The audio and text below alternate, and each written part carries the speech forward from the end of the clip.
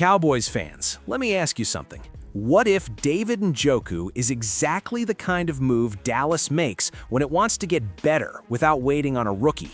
Not because tight end is a crisis, but because adding a proven athlete at that position could quietly open up the whole offense. That is why this is such a fun conversation. ESPN's Browns free agency tracker says Njoku is not returning to Cleveland in 2026. And once you hear that, the brain starts moving. Because anytime a player with that kind of size and movement ability becomes available, teams at least have to think about it. And Dallas? Dallas is one of those teams where the idea just makes sense on paper. Now, to be fair, the Cowboys are not empty at tight end. The official site reminds us that Jake Ferguson is extended, Luke Schoonmaker is entering a contract year, and Brevin Spanford is still in the mix as a valuable blocker and developmental piece. So if Dallas ever got involved on Njoku, it would not be because the room is broken. It would be because the Cowboys think they can weaponize the room in a bigger way. That is a totally different conversation. And that is where I think this gets really interesting.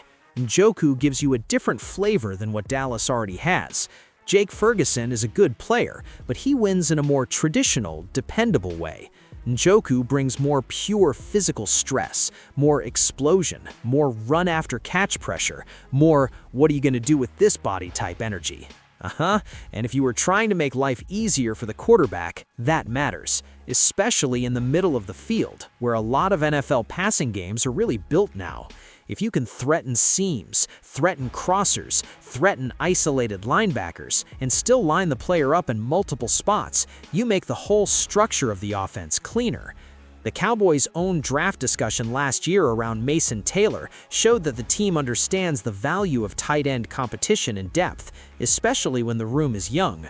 That tells me Dallas is not blind to the position at all. It also tells me that the front office knows adding to tight end is not just about replacing somebody. It can be about building options. And if Njoku is available at the right number, that suddenly becomes a lot more appealing than waiting and hoping a younger player makes a jump. The biggest obstacle is not fit. The fit is easy to imagine.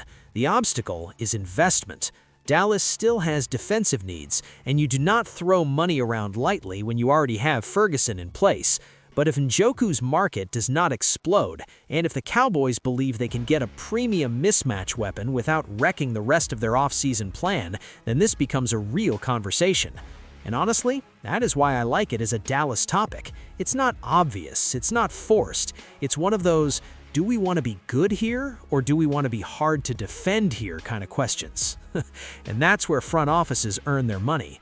So what do you think? Would you add David Njoku to pair with Jake Ferguson and make the offense more multiple? Or is this one of those ideas that sounds exciting but is not worth the resource allocation? Let's talk about it. Drop your thoughts below, hit like, and subscribe.